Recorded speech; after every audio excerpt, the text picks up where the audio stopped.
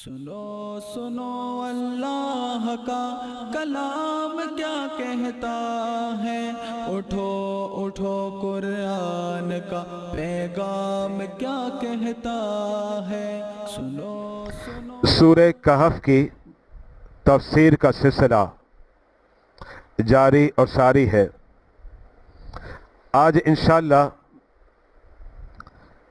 میں سورہ کہف کی جو آیات کا آغاز کر رہا ہوں وہ ہے 83 سے 99۔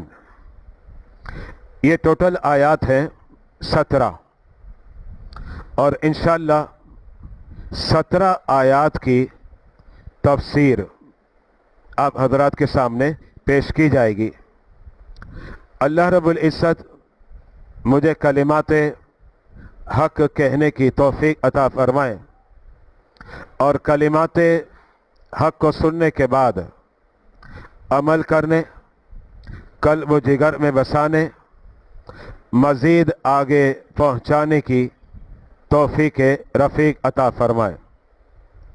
برادران اسلام، یہ ٹوٹل 17 آیات ہیں، لیکن اس کے مختلف پارٹ ہمارے بنیں گے۔ یعنی اس کا مطلب یہ ہے کہ اس کا ایک حصہ آج ہوگا، پھر اس کا جو سیکنڈ پارٹ ہوگا وہ اگلے اتوار کو میں پیش کروں گا۔ یا تو اس کے 2 حصے بنیں گے، یا پھر اس کے 3 پارٹ اور 3 حصے بنیں گے۔ اب آپ کے ذہنوں میں بات آئے گی کہ علیحدہ علیحدہ حصہ کرنے کی ضرورت کیا ہے؟ تو اس کی وجہ یہ ہے کہ ان آیات میں ایک عظیم ہستی کا تذکرہ ہے، اور یہ ٹوٹل جو تذکرہ ہے یہ 17 آیت میں ہے، اور 17 آیت کی تفسیر آج مکمل نہیں ہو سکے گی، اس لیے اسے ہم 2 پارٹ میں یا پھر 3 حصوں میں اسے ہم تقسیم کریں گے۔ اور جس ہستی کا تذکرہ ہے وہ کون سی ہے، میں اس کی وضاحت کر دوں۔ اللہ رب العزت نے اب جو تذکرہ اسٹارٹ کیا ہے سورہ کہف کے اندر، یہ تاریخ کی دنیا میں میرے نبی علیہ السلام سے پہلے کی بات ہے، یعنی جب آپ دنیا میں مبعوث نہیں ہوئے تھے۔ تاریخ کے اندر ایک عظیم بادشاہ تھا، اور اس بادشاہ کو قرآن نے ذوالقرنین کہا۔ بڑا مشہور بادشاہ ہے، اور اس کے بارے میں آپ نے کئی مواقع پر سنا بھی ہوگا۔ اللہ رب العزت اس بادشاہ کا تذکرہ قرآن کے اندر کر رہا ہے، اور وہ اس لیے کر رہا ہے کہ یہ وہ بادشاہ ہے جو رہتی دنیا تک کے لیے ایک آئیڈیل ہے۔ یعنی اس کا مطلب یہ کہ ہمارا ہیرو، پیشوا، کہ حکمرانی کس طریقے سے کی جائے اور عدل و انصاف کو کس طریقے سے نافذ کیا جائے۔ یہ ٹھیک ہے اپنی جگہ پر کہ وہ عدل و انصاف کا پینکر ہے، لیکن اگر اس کا ترجمہ ہم اس انداز میں کریں جو میں بار بار سنتا تھا علامہ شاہ احمد نورانی صاحب سے، اور وہ یہ ہے نظام مصطفیٰ۔ یعنی یہ آپ سمجھے کہ یہ بادشاہ ہمارے لیے اس انداز میں آئیڈیل ہے کہ اس کی سیرت اور اس کی تاریخ کو پڑھ کے، وہ سیرت اور تاریخ جو معتبر ہے، مستند، اس کو پڑھ کے جو سبق ہمیں ملتا ہے، اگر اس سبق کا نفاذ کیا جائے تو پھر اسی کا نام ہوگا نظام مصطفیٰ علیہ الصلاۃ والسلام۔ اب وہ جو بادشاہ ہے، نام اس کا یہ بیان کیا جاتا ہے ذوالقرنین۔ ہم آج کل نام بھی رکھتے ہیں لوگوں کے، جیسے آپ میں سے بھی کوئی ہوگا جس کے بیٹے کا یا بھائی کا یا یہ سمجھے کہ نواسے کا، پوتے کا یہ نام ہو سکتا ہے، ذوالقرنین ہم رکھتے ہیں۔ لیکن یہ بات ذہن میں رکھے گا کہ اس بادشاہ کا نام ذوالقرنین نہیں ہے، یہ قرآن میں استعمال ہوا ہے۔ یہ اس کا لقب ہے، نیم نہیں ہے، یعنی نام نہیں ہے۔ نام کیا ہے؟ نام کے بارے میں کہا جاتا ہے اس کا نام ہے اسکندر، یہ الف کے ساتھ ہے۔ ہمارے ہاں اس کو تھوڑا بدلا جاتا ہے، ہم کہتے ہیں سکندر۔ یہ جو آپ سکندر کہتے ہیں نا، یہ اصل میں اسکندر ہے، لیکن ظاہر بات ہے ہمارے ہاں جو مشہور ہے وہ اب اتنا مشہور ہو گیا ہے کہ اب یہی صحیح ہے ہمارے لیے، یعنی سکندر۔ اگر آپ اس طریقے سے کہیں گے اسکندر، تو شاید جس کا نام ہے آپ نے اس کو کہا نا، تو وہ کہے گا یار میرے نام کو بدل رہے ہو، یار آپ چینج کر رہے ہو۔ تو جس کا نام سکندر ہے آج کل، یہ اصل میں اسکندر ہے۔ تو اب یہ جو بادشاہ ہے نا ذوالقرنین، اس کے بارے میں کبھی آپ لفظ یہ پڑھیں گے اسکندر ذوالقرنین، اور کبھی آپ کریں گے سکندر ذوالقرنین، دونوں ایک ہی چیز ہے۔ کبھی الف لگایا جاتا ہے اور کبھی الف نہیں لگایا، لیکن کتابوں میں آپ کو الف کے ساتھ ہی ملے گا، اور ہماری بول چال میں بغیر الف کے آپ کو ملے گا۔ ہم سکندر کہتے ہیں۔ یہ جو بادشاہ ہے اس نے عمر کتنی پائی؟ اس کی عمر تھی 1600 برس۔ 100 برس کا اگر کوئی آج آپ کو ملے تو ہم ظاہری بات کہتے ہیں مثال ہے، یعنی کسی کا نانا کسی کا دادا 100 برس کی عمر میں انتقال کرے تو لوگوں کو کہتا ہے یار میرے نانا نے 100 برس عمر پائی، میرے دادا نے 100 برس عمر پائی۔ ان کی عمر 1600 برس رہی ہے۔ اچھا یہ کوئی حیران کن بات نہیں ہے، دیکھیں آپ نے یہ ایک مرتبہ نہیں متعدد مرتبہ سنا ہے، حضرت نوح علیہ السلام نے اپنی قوم میں تبلیغ فرمائی، کتنے سال کی؟ بڑی مشہور بات ہے، 950 برس تبلیغ کی ہے۔ اب دیکھیں 950 برس جب تبلیغ فرمائے تو اس کا مطلب عمر سے تھوڑی بڑی ہوگی نا، تو 950 برس تو ہو گئے۔ تو بہرحال اس زمانے میں یہ پرانی باتیں بتا رہا ہوں، عمریں بڑی تھی، لیکن اب عمریں بہت چھوٹی ہو گئی۔ اب تو یہی ہو گیا 60 سال، 70 سال، جناب ٹھیک ہے 80 سال، یا ٹھیک ہے زیادہ کھینچا تانی ہو تو 90 سال ہوگی، آج کل تو یہی ہوتا ہے۔ لیکن پہلے زمانے میں عمریں کافی طویل ہوتی تھی۔ تو سکندر ذوالقرنین نے 1600 برس عمر پائی ہے۔ اچھا دوسری بات سنیے گا، ذوالقرنین اور حضرت خضر یہ آپس میں قریبی رشتہ دار ہیں۔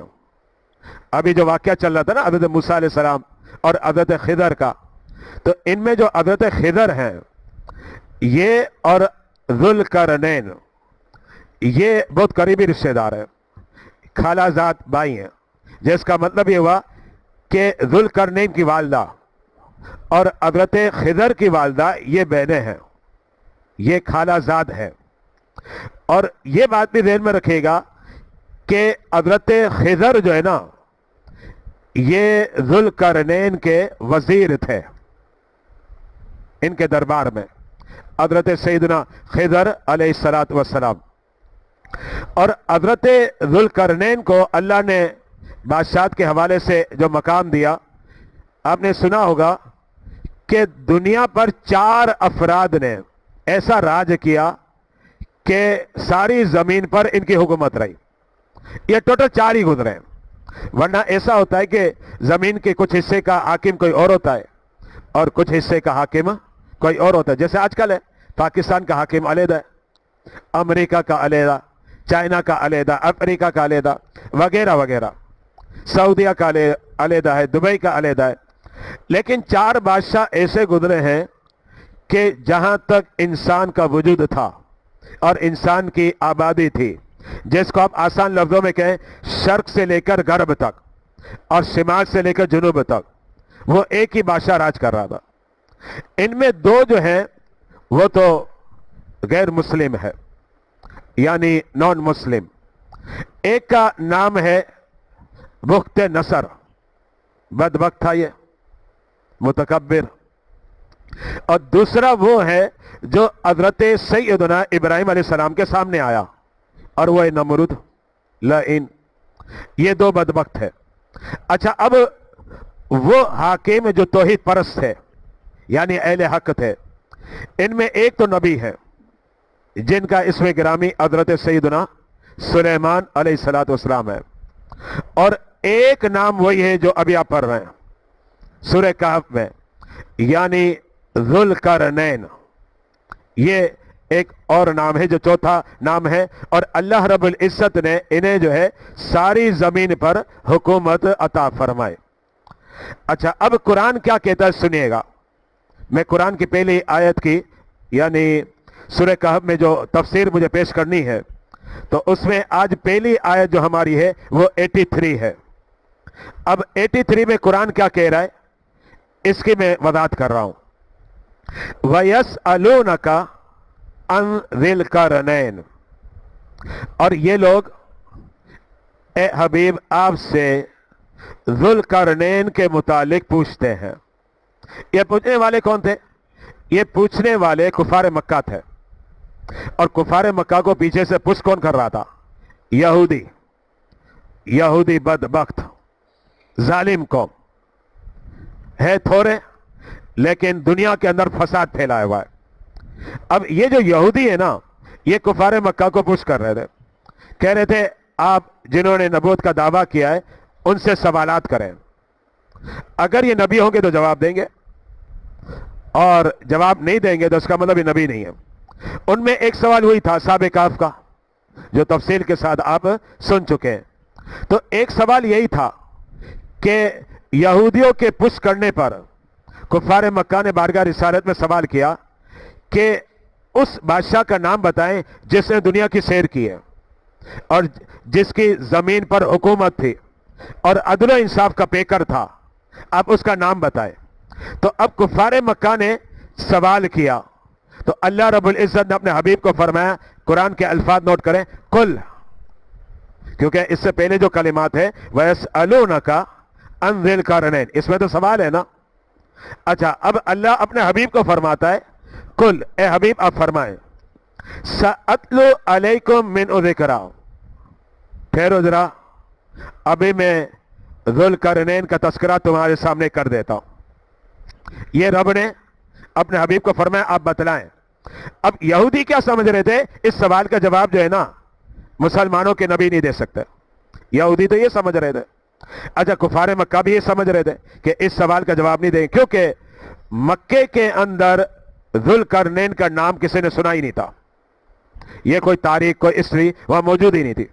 हाँ ठीक, यहूदियों को थोड़ा पता था, वो भी हर एक को नहीं, चंद एक को पता था, और ईसाइयों को भी पता था, लेकिन वो भी गिने चुने, आटे में नमक के बराबर, सबको नहीं पता था।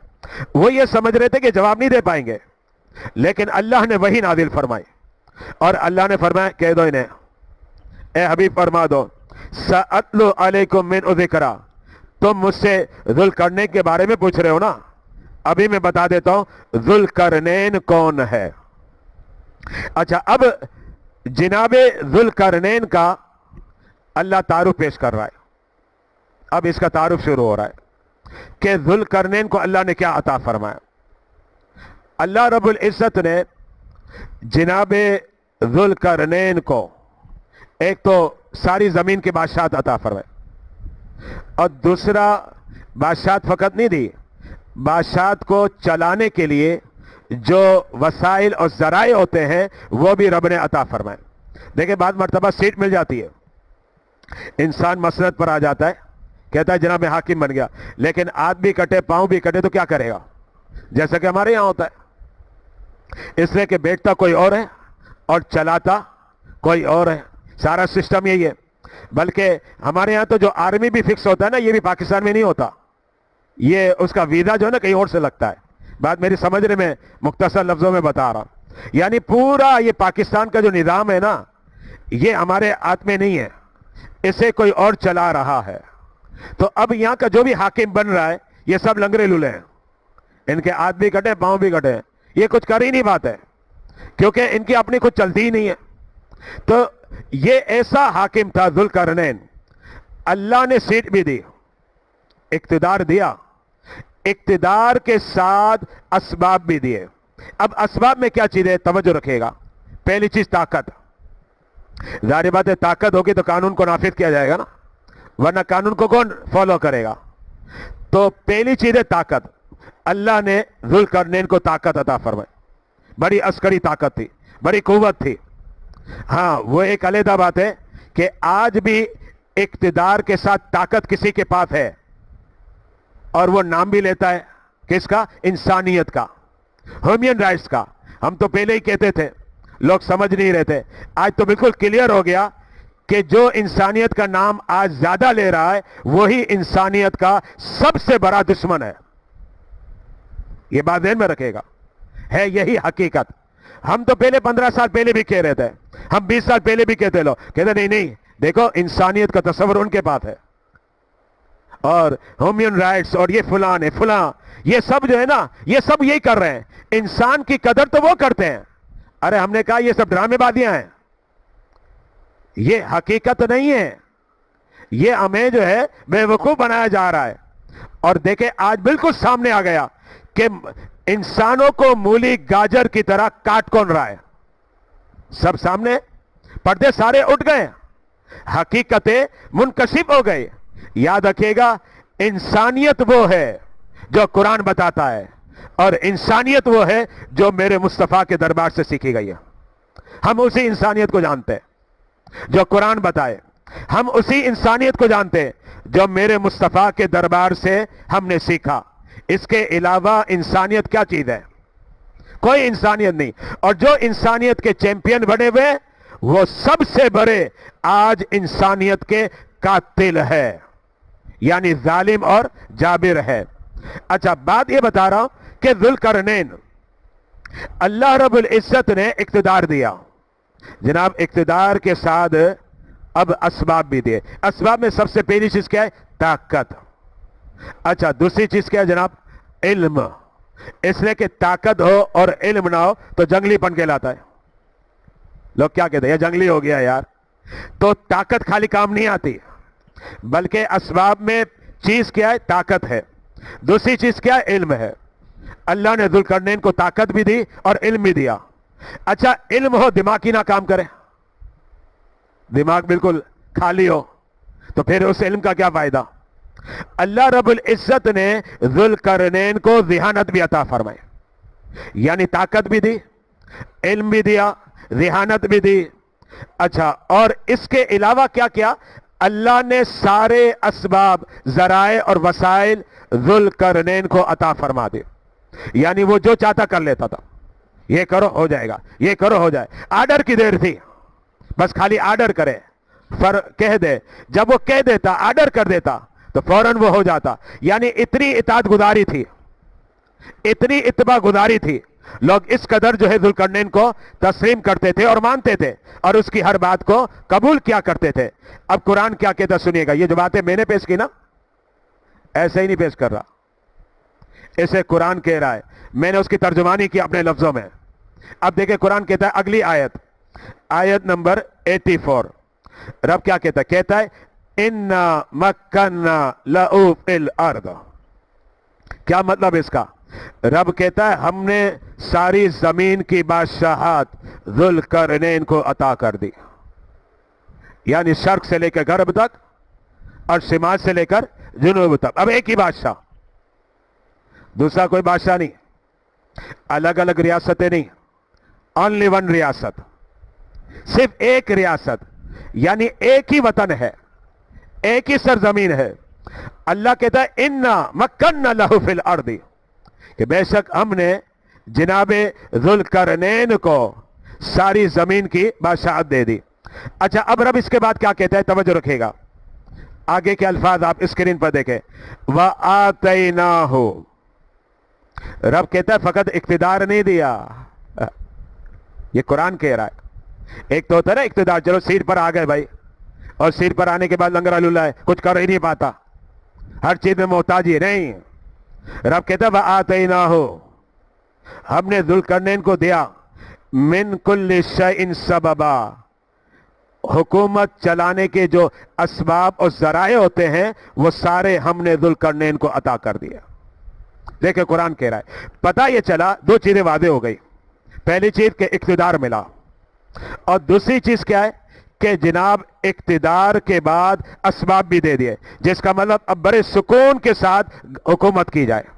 اب دیکھیں حضرت سیدنا صدیق ابوبکر جب میرے نبی کی مسند پر بیٹھے، نیابت کی جو مسند تھی، یعنی اللہ کے حبیب نے پردہ فرما لیا، اب خلافت جن کے ذمہ آئی وہ سیدنا صدیق ابوبکر، لیکن سیدنا صدیق ابوبکر ابتدا میں کیا تھے؟ سارے معاذ سے لڑتے رہے، مقابلہ کرتے رہے، یعنی وہ آسانیاں نہیں ملی۔ اچھا پھر آپ لیں حضرت علی شیر خدا، آپ کی بھی تو خلافت کے دور تھے، آپ کو بھی آسانی کہاں ملی؟ دیکھیں نا، وہ ہمارے جو درمیان کے جو لوگ تھے کلمہ پڑھنے والے، وہی حضرت علی کے خلاف ماذ بنا رہے تھے، جنہیں خارجی کہتے ہیں، اب یہ ماذ سارے بنا رہے ہیں۔ تو حضرت علی جو تھے نا، جو حکومت کر رہے تھے، اقتدار تو ملا لیکن وہ اسباب نہیں ملے، یہ بات ذہن میں رکھے گا، جس کی بنا پر کیا ہوا کہ حضرت علی شیر خدا آپس کے جھگڑوں کے اندر ہی الجھے ہوئے رہے، یہ مسئلہ ہو گیا۔ اچھا سیدنا صدیق ابوبکر کا ابتدائی دور بھی ایسا تھا کہ آپ بھی جو آپس کے جو جھگڑے تھے یا اور آس پاس کے جو جھگڑے تھے اسی میں الجھے رہے، ہاں پھر اس کے بعد اسباب ساتھ ہوتے گئے۔ لیکن چاروں خلفاء میں ایک ایسا خلیفہ ہے کہ اللہ نے انہیں اقتدار بھی دیا اور اسباب بالکل کھول دیے، وہ ہے حضرت عمر فاروق۔ یہ بات ذہن میں رکھے گا، حضرت عمر فاروق کے دور میں جتنی فتوحات ہوئی چاروں خلفاء کے دور میں اتنی نہیں ہوئی، حضرت عمر کے علاوہ 3 اور ہیں، اتنی فتوحات نہیں۔ سب سے زیادہ فتوحات کس کے دور میں ہوئی؟ حضرت عمر کے دور میں ہوئی۔ وجہ کیا تھی؟ کہ اقتدار بھی ملا اور اسباب بھی ملے۔ اچھا اب ذوالقرنین کو اقتدار بھی ملا، اور ذوالقرنین کو اقتدار کیسا ملا؟ مکمل اقتدار ملا، اور اقتدار کے ساتھ اللہ نے اسباب بھی عطا فرمائے۔ اور ظاہر بات ہے جب اقتدار ملے، اسباب ملے، کام کرنا بڑا آسان ہے۔ بھائی جو قانون پاس کرنا کر لو، جو حکم نافذ کرنا کر لو، کوئی رکاوٹ نہیں، کوئی معنی نہیں، بڑے پرسکون انداز میں، آسان انداز میں آدمی آگے بڑھتا جاتا ہے۔ اچھا اب اس کے بعد اگلی جو آیات ہیں وہ اب آیات آ رہی ہیں 85 سے 88، اسکرین پر ملاحظہ کریں، یہ ٹوٹل 4 آیات ہیں۔ چونکہ یہ جو واقعہ ہے نا جو ذوالقرنین کا، اگر آپ اسے مختصر لفظوں میں سمجھنا چاہے تو میں اتنا کہوں تو کافی ہے، مگر یہ نہایت اختصار ہے۔ ایک تو ذوالقرنین کا تعارف ہے، دوسرا ذوالقرنین کے 3 سفر ہیں۔ یہ جو 17 آیات ہے نا، اس میں 2 چیزیں ہیں، ایک ذوالقرنین کا تعارف ہے، تعارف میں نے پیش کر دیا 2 آیتوں میں گزرا، اور اس میں جناب ذوالقرنین کے 3 سفر ہیں۔ آج جو ہم سمجھیں گے پہلا سفر، اور وہ پہلا سفر جو ہے یہ کہاں شروع ہوتا ہے؟ 85 سے شروع ہو رہا ہے، آیت نمبر 85، اور یہ پہلا سفر کہاں تک چلے گا؟ آیت نمبر 88 تک۔ یعنی اس کا مطلب ہے جناب ذوالقرنین کے تعارف کے بعد 2 آیتوں میں تعارف کے بعد جو ہے 4 آیتوں میں جناب ذوالقرنین کا ایک سفر ہے۔ اب وہ سفر کیا سنیے گا، میں پہلے اس کا خلاصہ آپ کے سامنے پیش کرتا ہوں، پھر آیت کریمہ کی طرف ہم آئیں گے، آیات کی طرف ہم آئیں گے۔ اللہ رب العزت نے جب جناب ذوالقرنین کو بادشاہت عطا فرمائے تو رب نے طاقت بھی دی، علم بھی دی، اچھا مدبر بھی بنایا، رب نے اسباب، ذرائع، وسائل یہ سب عطا فرمائے۔ اب رب کی طرف سے آرڈر آیا، اے ذوالقرنین آپ اپنی سلطنت کو بڑھائیں۔ ظاہر بات ہے دھیرے دھیرے بڑھتی ہے نا، ایسا تو نہیں ہوگا کہ ایک ساتھ پوری زمین پر حکومت آ گئی، اللہ نے فرمایا بڑھائیں۔ اچھا اب جناب ذوالقرنین جو ہے وہ اپنی حکومت کو بڑھانے لگے، یہ بڑھاتے گئے۔ اب یہ جو ان کا پہلا سفر تھا یہ تھا مغرب کی جانب۔ اب ہمارے یہاں مغرب یہ ہے نا جس جانب ہم سجدہ کرتے ہیں، ویسٹ جس کو کہا جاتا ہے۔ اب اللہ کی طرف سے یہ آرڈر تھا جناب ذوالقرنین کو کہ آپ اپنی حکومت کو بڑھائیں، اور سب سے پہلے آپ نے جو فتوحات کا سلسلہ شروع کرنا ہے وہ شروع کرنا ہے آپ کو مغرب کی جانب۔ اب سیدنا ذوالقرنین رضی اللہ تعالی عنہ نے کیا کیا؟ سفر شروع کیا اپنی افواج کے ساتھ، آگے بڑھتے گئے، آگے بڑھتے بڑھتے بڑھتے آپ اس مقام پر پہنچ گئے، توجہ رکھے گا، آپ اس مقام پر مغرب میں پہنچ گئے کہ اب اس کے بعد آبادی ختم ہو گئی. ظاہر بات ہے مغرب کا حساب آگے بڑھتے جائیں گے. اب یہاں سے آگے بڑھیں گے تو شاید ہوتا پانی آئے گا، پانی کے آگے پھر کوئی اور آ جائے گی جگہ. اب اس طریقے سے وہ آگے بڑھتے گئے، آگے بڑھتے بڑھتے یہ پہنچ گئے لاسٹ آبادی تک. اور وہ لاسٹ آبادی ایسی تھی کہ اس کے بعد کوئی آبادی نہیں. اچھا جناب، اس کے بعد ایسا ٹیمپریچر بھی نہیں ہے کہ کوئی آبادی قائم ہو، کیونکہ اس کے بعد علاقہ بالکل ٹھنڈا ہے، یعنی انسان نہیں جی سکتا، رہ نہیں سکتا. ٹیمپریچر جو ہے نا وہ برودت یعنی ٹھنڈک کے حوالے سے اتنا ہیوی ہے کہ اس کے آگے نہیں جا سکتا. تو حضرت ذوالقرنین وہ فتوحات کرتے رہے، فتوحات کرتے کرتے مغرب کی جگہ پر اس جگہ پر پہنچ گئے جہاں آخری آبادی ہے. اچھا، اور آخری آبادی تک پہنچے اور اس کے بعد اب کوئی آبادی نہیں، اور اس کے بعد اب کوئی آبادی آباد بھی نہیں ہو سکتی. ہے ہی نہیں وہ ایسا علاقہ کہ وہاں آ جائے، اب برف ہی برف ہے ایسا علاقہ. حضرت سیدنا ذوالقرنین وہاں تک پہنچ گئے، یعنی حکومت بڑھ رہی ہے مغرب تک. اچھا، جب اتنی حکومت پھیل گئی مغرب تک، یہ پہلا سفر ہے. قرآن نے ٹوٹل 3 سفر بتائے. یاجوج ماجوج کا تذکرہ بھی آئے گا، اور وہ تذکرہ اگلی اتوار یا اس کے بعد والی اتوار میں ہوگا، یعنی سیکنڈ پارٹ ہوگا یا تیسرا پارٹ ہوگا، کیونکہ ٹوٹل 3 سفر ہے. ایک سفر آپ نے کیا مغرب کی طرف، ایک سفر آپ نے کیا مشرق کی جانب، اور ایک سفر جو آپ نے کیا وہ شمال کی جانب. یہ جو تیسرا سفر ہے اس میں یاجوج و ماجوج کا تذکرہ ہے، اور وہ کیسی خلقت ہے یہ ساری باتیں انشاءاللہ درس میں واضح کروں گا. یا تو سیکنڈ پارٹ میں آئے گی یا پھر تھرڈ پارٹ جو ہوگا اس کے اندر آئے گی.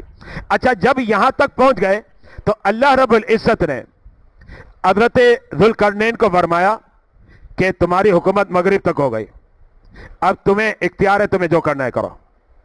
تمہیں بادشاہ بنا دیا، اقتدار دے دیا، تمہیں جو کرنا ہے کرو. اچھا، وہاں جو مغرب کی سائٹ تھی وہاں لوگ آباد تھے، وہ سارے کے سارے کافر تھے، توحید پرست نہیں تھے.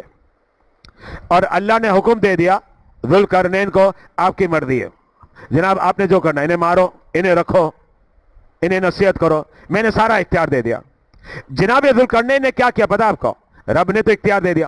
اچھا، اب دیکھیں اقتدار بھی ہے، طاقت بھی ہے. اور آج کل اگر اقتدار اور طاقت آ جائے تو آپ کو پتہ ہے کیا ہوتا ہے؟ جس کی لاٹھی اس کی بیس، جنگل کا قانون ہوتا ہے، جیسے آج کل چل رہا ہے. اب ایک ملک جو ہے نا اپنے آپ کو بدماش کہتا ہے اسرائیل جو بھی کرے ہم نے تو ساتھ دینا ہے. کیوں دینا بھائی؟ پیسے دے رہا ہے نا، ہے نا، تو اس کا ساتھ دینا ہے. تو اب اقتدار بھی ملا اور طاقت بھی ملی، اور رب کی طرف سے اختیار بھی مل گیا. رب نے فرمایا آپ کو جو کرنا ہے، یہ سب قرآن میں ہے. میں قرآن سناؤں گا آپ کو، آیتیں سناؤں گا، میں نہیں کہہ رہا. اللہ نے قرآن میں فرمایا، ہم نے اختیار دے دیا. ہم نے کہا ٹھیک ہے، مارنا ہے مارو، بچانا ہے بچاؤ، احسان کرنا ہے احسان کرو. لیکن جناب ذوالقرنین نے کیا کیا؟ توجہ رکھیے گا. جب ایک بندے کو اقتدار ملے، طاقت ملے اور پاور مل جائے، پھر اس کے بعد جناب ذوالقرنین نے کیا کیا؟ ذوالقرنین نے اعلان کر دیا جو ظلم کرے گا ہم سزا دیں گے، جو ظلم نہیں کرے گا ہم اس کے ساتھ احسان کریں. یہ ہے حکومت چلانے کا طریقہ، یہ سکھایا جا رہا ہے. حکومتیں ایسی چلتی ہے.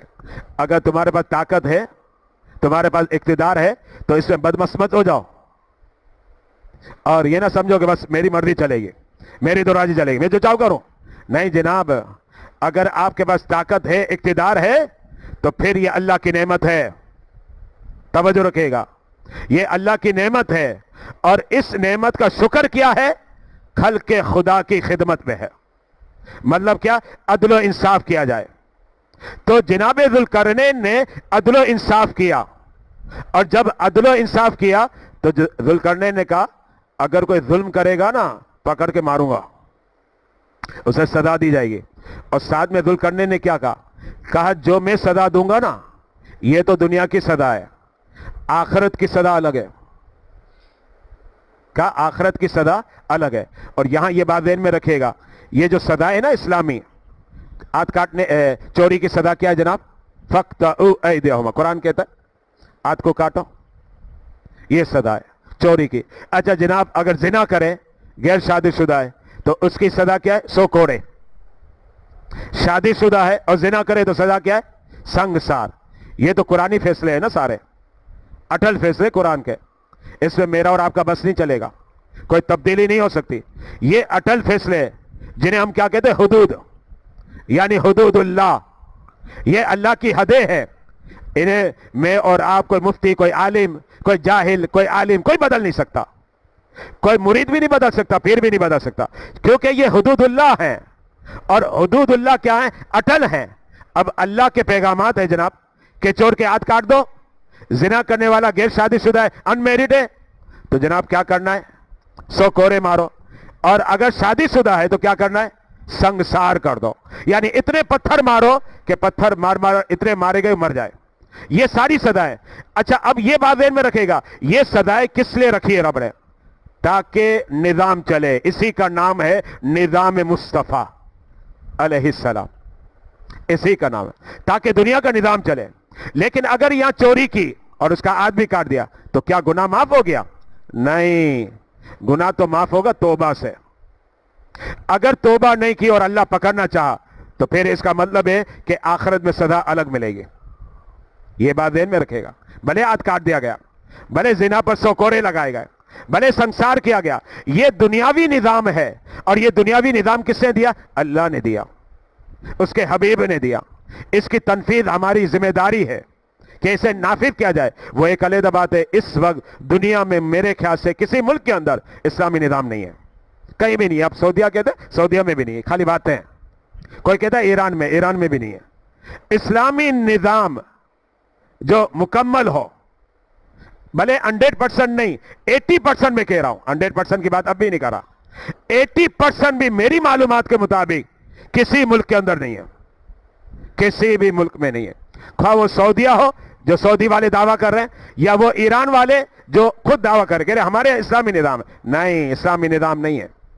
اور اسلامی نظام بن جائے تو پھر ظاہر بات ہے جرائم تو ختم ہو جائیں گے.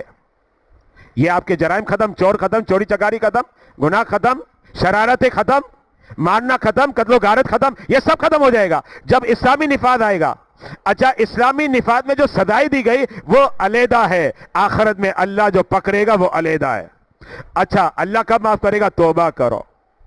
یہ بات ذہن میں رکھے گا, اللہ معاف کرے گا جب توبہ کرو. میں ایک سوال آپ کے سامنے پیش کر آگے بڑھوں گا. ایک شخص نے چوری کی, ایک شخص نے چوری کی. چوری کے اب 2 سزائیں ہو گئی نا, ایک دنیا میں ہو گئی اور ایک آخرت میں. دنیا میں کیا ہے؟ ہاتھ کاٹنا. آخرت میں اگر اللہ معاف نہ کرے اور توبہ نہ کی تو اللہ وہ الگ سزا دے گا, وہ الگ ہے. اچھا, اب میں آپ سے پوچھنا چاہ رہا ہوں, ایک شخص نے چوری کر لی اور چوری کرنے کے بعد چوری ہو گئی, اب اس کے بعد کہتا مجھے معاف کر دو, تو کیا سزا نہیں ملے گی؟ سزا ملے گی. میں اب صرف ایک سوال چھوڑنا چاہ رہا ہوں, جو نبی کا گستاخ ہے, بالکل اعلانیہ, بالکل کلیئر, بالکل واضح نبی کی گستاخی کر چکا, بالکل واضح ہو گیا 100%, پہلے واضح ہونا ضروری ہے کہ یہ گستاخی ہے. اب اس کے بعد کہتا ہے میں نے توبہ کر لی, توبہ کر لی, تو پھر توبہ کے بعد اسے سزا نہ دی جائے تو پھر چور کے ہاتھ بھی نہ کاٹو. کل صبح تو زانی بھی کہے گا مجھ سے غلطی ہو گئی, اب آئندہ نہیں کروں گا, تو کیا چھوڑ دیا جائے گا؟ اسلامی نظام میں نہیں ہے. یہ بات ذہن میں رکھے. جیسے زانی کو نہیں چھوڑا جائے گا, چوری کرنے والے کو نہیں چھوڑا جائے گا, ایسے ہی جو شاتم مصطفیٰ ہے, نبی کا جو گستاخ ہے, بھلے وہ کہتا ہے کہ میں توبہ کر لوں, یاد رکھے گا سزا تو ملے گی, سزا ہے, سزا ملے گی. ہاں, اگر اسے توبہ کر لی تو اللہ معاف کر دے گا, اب جہنم میں نہیں جائے گا, جنت میں جائے گا. اور اگر معافی اللہ کی بارگاہ میں نہ مانگی گستاخ رسول پر, تو پھر اس کا ٹھکانہ کیا ہے؟ جہنم ہے. بالکل کلیئر ہے یہ بات, یہ بات ذہن میں رکھے گا. اچھا, اب ہم آگے بڑھتے ہیں, آیت کریمہ کی طرف اب آتے ہیں. آیت کیا کہتی ہے؟ یہ پہلا سفر اسٹارٹ ہو چکا, آیت نمبر 85. فَأَتْبَعَ سَبَبًا, ذوالقرنین کی بات ہو رہی ہے. اب جناب ذوالقرنین جو ہے نا, اللہ نے ان کے لیے اسباب بنائے, سبب بنایا, یعنی اب یہ مغرب کی طرف جا رہے ہیں اپنے لشکر کے ساتھ فتوحات کے لیے. قرآن کہتا ہے حَتَّى اِذَا بَلَغَ مَغْرِبَ الشَّمْسِ, ذوالقرنین آگے بڑھتے گئے, علاقے فتح کرتے ہوئے کہاں پہنچ گئے؟ زمین کی مغربی جانب, جہاں سورج غروب ہوتا ہے وہاں پہنچ گئے. یعنی ظاہری بات ہے ایک سائڈ مغرب ہے ایک مشرق. اب مغرب میں آگے بڑھتے گئے بڑھتے گئے بڑھتے گئے, یہاں تک کہ اب ایسا محسوس ہونے لگا کہ بس سورج غروب ہو رہا ہے. لیکن محسوس ہوگا, حقیقت نہیں ہے. اس لیے کہ جہاں سورج غروب ہو رہا ہے ہم جو محسوس کر رہے ہیں یہ فقط محسوس کی حد تک ہے, جغرافیائی حقیقت نہیں ہے. سائنس نے بڑی ترقی کر لی, لیکن جا کے پوچھے سائنسدانوں کو کیا آپ وہاں پہنچے جہاں سورج غروب ہوا ہے؟ بولا سمجھ ہی نہیں آ رہی. آگے بڑھتے جاؤ آگے بڑھتے جاؤ آگے بڑھتے جاؤ, ایسا ہی لگتا ہے کہ سورج غروب ہو رہا ہے لیکن کہاں ہے؟ آپ سمندر کا سفر کریں جناب, میں نے بڑے کیے ہیں سمندر کے سفر. سمندر کے سفر غروب آفتاب کے وقت کریں اور آپ کی جو بوٹ ہے آپ کی کشتی مغرب کی جانب جا رہے ہو, آپ کو محسوس ہوگا یار وہ کنارہ ہے اور سورج اندر جا رہا ہے. محسوس ہوتا ہے نہیں. محسوس کچھ اور ہوتا ہے, حقیقت کچھ اور ہے. یہ بات ذہن میں رکھے گا, کیونکہ اگر آپ کو نظر آ رہا ہے بھائی یہ رہا سورج جا رہا ہے تو جاؤ نا پکڑو نا, آپ کہیں گے ٹھیک ہے بھائی ہمارے پاس اسباب نہیں. تو یہ سائنسدان جب چاند پر جا سکتے تو وہاں کیوں نہیں جا رہے؟ ہے نا بات سوال. بھائی آپ چاند پر چلے گئے ماشاءاللہ کہ چاند پر پہنچ گئے ہو, اب تو چاند پر زمین بھی الاٹ ہو رہی ہے, بھائی ہم بیچ رہے, یہ بھی باتیں سننے میں آ رہی ہے, وہاں آبادی بھی ہوگی. تو جناب آپ چاند پر پہنچ گئے تو آپ یہ تو بتاؤ کہ اب دیکھو ہمیں نظر آ رہا ہے, جب آپ سمندر میں سفر کریں تو سورج غروب ہو رہا ہوتا ہے اور ہمیں نظر آ رہا ہے کہ سورج غروب ہو رہا ہے, تو ٹھیک ہے یار یہ رہا سورج نظر آ رہا ہے, ایسا ہی لگتا ہے یہ قریب ہے. واقعی ایسا لگتا ہے, ایسا لگتا ہے یہ رہا یار سورج, یہ جا رہا اندر ہے, تو جا کے پکڑو. آپ آگے جاؤ گے جیسے پہلے محسوس ہوتا تھا اب بھی یہی محسوس ہوگا, جاتے رہو جاتے رہو جاتے رہو, آپ کو ارے یہ رہا جاؤ یہ رہا, یہی کہتے رہیں گے آپ. سورج تک نہیں پہنچ سکتے. سورج کہاں غروب ہو رہا ہے, یا غروب ہو رہا ہے یا آنکھوں سے اوجھل ہو رہا ہے, اللہ بہتر جانتا ہے. یہ بات ذہن میں رکھے گا. لیکن بہرحال سورج جہاں غروب ہوتا ہے اسے ہم کیا کہتے ہیں؟ مغربی سائڈ, ویسٹ کہتے ہیں. تو اب جناب ذوالقرنین کہاں گئے؟ ویسٹ کی جانب گئے. ویسٹ کی جانب جاتے جاتے کہاں پہنچ گئے؟ اذا بلغ مغرب الشمس, جہاں سورج غروب ہوتا ہے. لیکن اس کے بارے میں نے ابھی بتا دیا کہ انہیں محسوس ہو رہا تھا کہ بس آگے سورج غروب ہو رہا ہے, لیکن سورج کے قریب پہنچے نہیں. یعنی جغرافیائی حقیقت کچھ اور ہے اور دکھتا کچھ اور ہے. جس کو کہتے ہیں نا دکھتا کچھ اور ہے ہوتا کچھ اور ہے. ایسا کبھی کبھی ہوتا ہے, صحیح ہے. اچھا اب اس کے بعد کیا ہوا؟ جب یہ وہاں پہنچے, یہ آخری آبادی ہے, اب اس کے بعد آبادی نہیں, کیونکہ اس کے بعد سے برف ہی برف تھی اور ٹیمپریچر اتنا زیادہ ہے کہ انسان رہ ہی نہیں سکتا, مر جائے. اب آبادی نہیں ہو سکتی, یہ اینڈ ہے, اس کے آگے نہیں جا سکتے. اچھا اب وہاں کیا ہوا سنیے گا, جو اینڈ تھا وجدہا تغرب فی عین حمیۃ. جب جناب ذوالقرنین دیکھنے لگے نا سورج کو, تو سورج کو ایسا دیکھا کہ گویا وہاں سیاہ اور گدلا پانی ہے. توجہ رہی, قرآن کہہ رہا ہے, دیکھیں لفظ کیا ہے؟ حمیآ, یہ قرآنی لفظ ہے.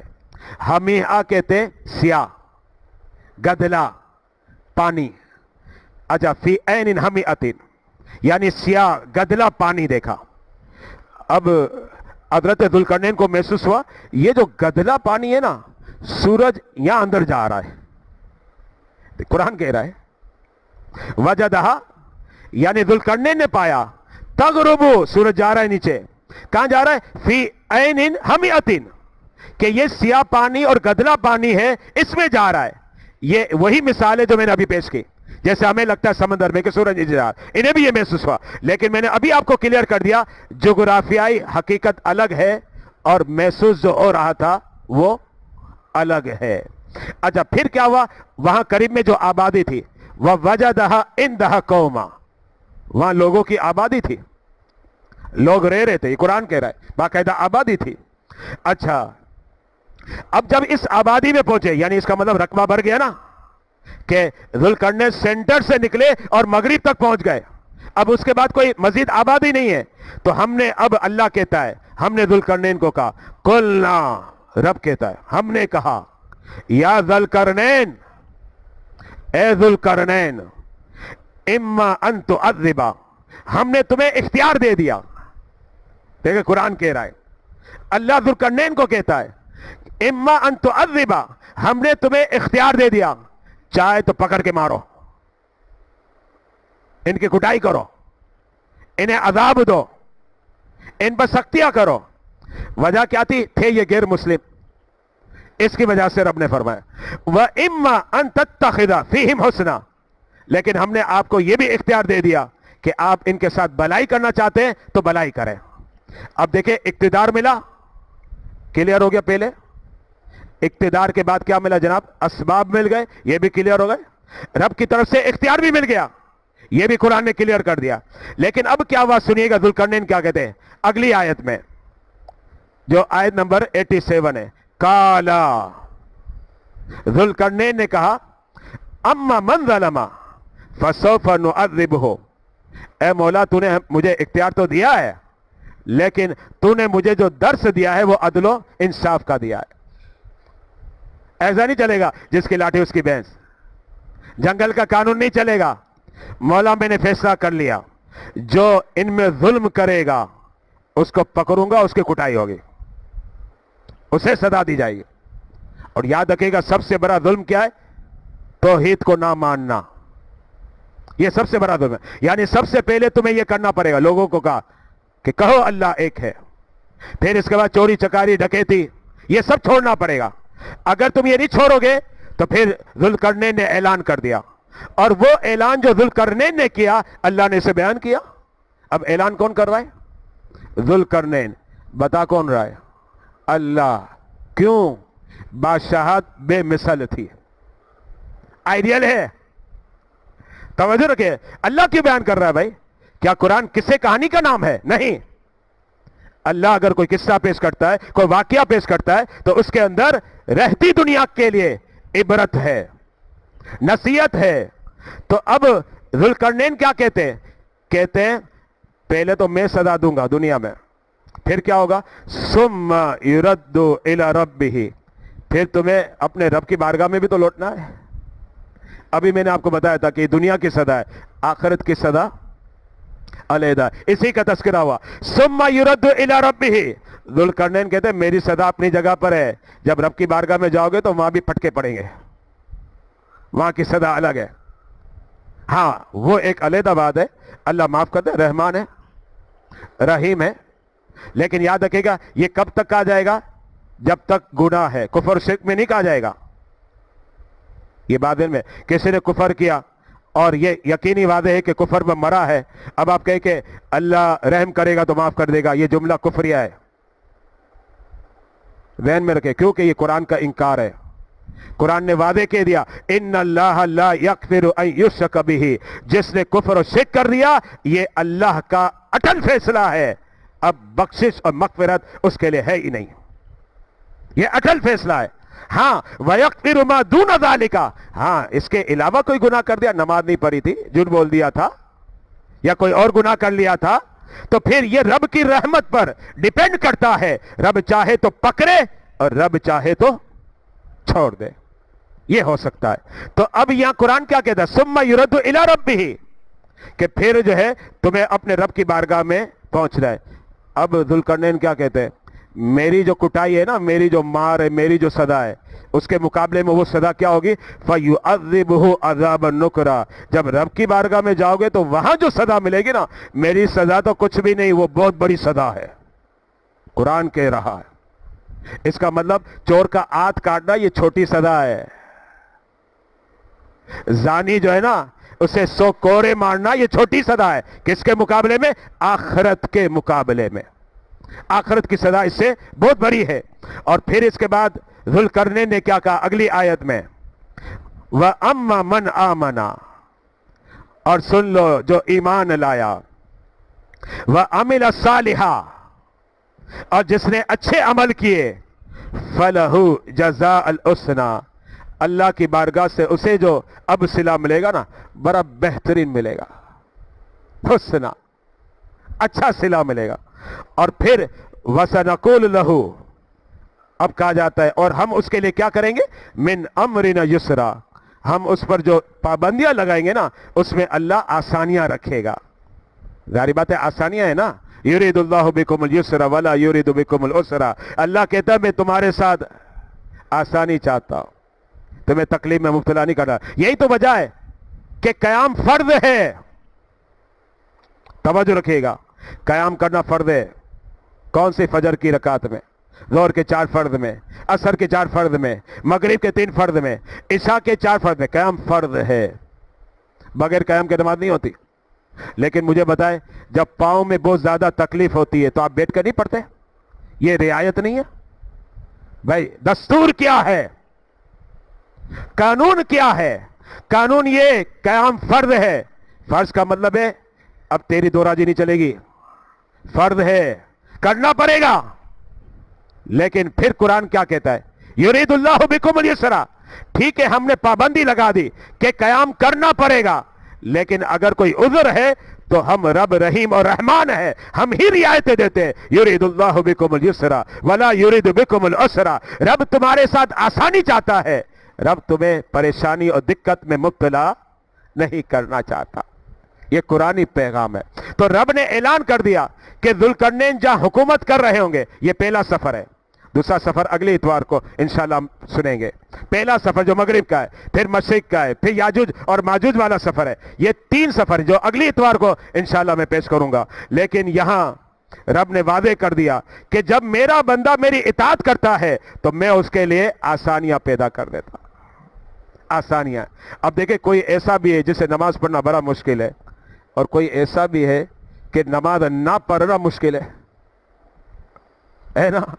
بعض لوگ ایسے نماز نہیں پڑھ بڑے بے چین ہو جاتے ہیں. ہم نے دیکھے بھائی بے قرار, یار نماز چلے گی نماز چلے گی, لیکن کچھ لوگ نماز ہی نہیں پڑھتے. تو فرق ہے. اگر آپ عمل کی طرف آگے بڑھیں گے تو پھر اللہ کی رحمت ایسی آتی ہے کہ بعد میں ایسا ذہن بن جائے گا کہ بھائی کسی کے لیے نماز پڑھنا باعث مشقت ہے تو کسی کے لیے نماز کا نہ پڑھنا باعث مشقت ہے. اور یہ دوسرا پہلو ہے نا, نہ پڑھنا باعث مشقت ہے. اللہ ہمیں ان میں شمار فرما. سنو اللہ کا کلام کیا کہتا ہے, اٹھو اٹھو قرآن کا پیغام کیا کہتا ہے. سنو سنو